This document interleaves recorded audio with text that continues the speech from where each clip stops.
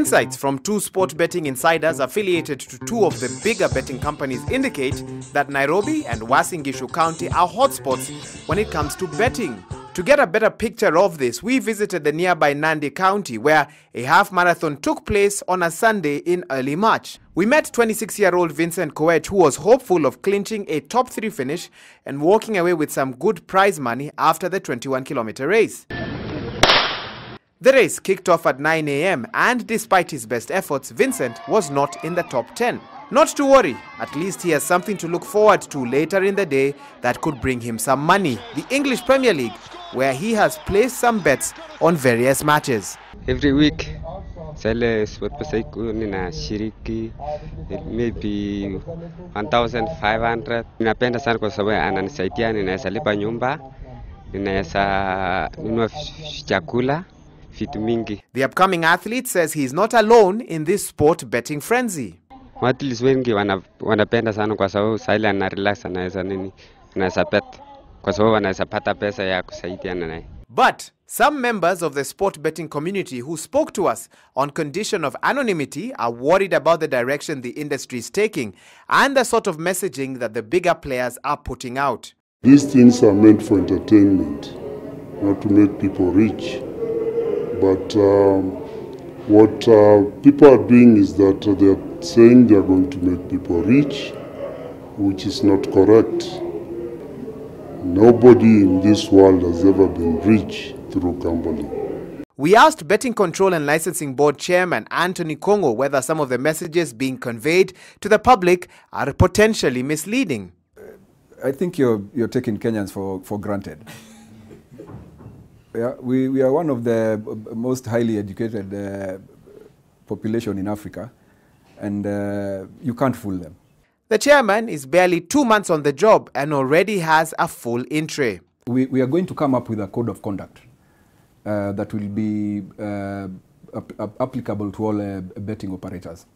This code of conduct will ensure that betting is done in a fair way, that we keep crime and misconduct out of the operations.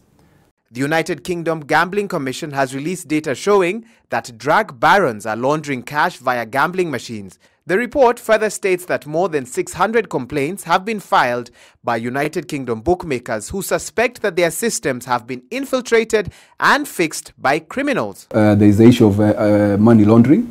So we are going to work very closely with the mobile phone operators and most importantly, the Communication Authority of Kenya. Taxation matters are a hot topic right now as a PricewaterhouseCoopers report revealed that KRA should be earning up to an estimated 500 million Kenya shillings annually in VAT and withholding taxes, but simply isn't. In the 2013 Finance Act, the government introduced a law targeting gambling that would see Treasury impose a 20% withholding tax on betting, but implementation has been difficult. For the last good part of last year, 2015, the gambling institution were unable to pay tax because they were not given a platform to do this. Because I know for a fact they haven't been able to realize any revenue. Yes. So what we were asking is that they just ensure they have a taxation that will grow the industry. So at the end of the day, they realize the revenues they need. Betting companies pay corporate tax.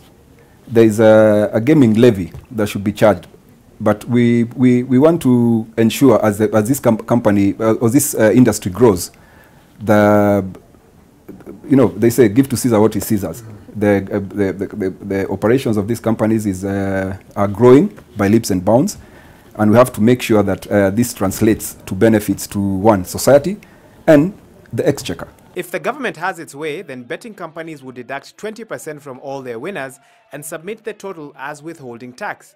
But that would soon affect their subscriber base, and that is why they are fighting for a different tax regime that doesn't affect their clients. Another challenge that the sport betting industry might have to grapple with in the near future is match fixing in local leagues. Sasa tusemeni Chemelil na Gor. Sasa unacheza Chemelil na wewe ni goalkeeper. Sasa unaona Gor itatupiga. Sasa wewe unaekelea bet ya Gor Mahia iwapige. Hapo utawin kama 10,000. Lakini unaona dakika 89 ni draw. Na pesa yako itaenda bure umwekea 1,000. Utasema hiyo 1,000 yako haiwezi enda. There's nothing wrong with a betting company sponsoring the league because the league knows, the players know their ethical standards. What is a player going to gain by fixing one match, and for you to win any money you have to get like 4 or 5 matches right? So will you fix a KPL match, you get it right? Will you go fix a match in Spain? Kenyan medical practitioners have not yet raised the red flag on sports betting and addiction, but a leading rehabilitation center in the city confirmed to Citizen TV that they have treated 2 individuals with gambling addiction, one specifically addicted to sports betting. That is the only information they could divulge. Clearly, sport betting is on the rise in Kenya and comes with both opportunities and challenges for a largely youthful population. At the end of the day, however, it is you, the consumer, who decides whether or not to place a bet.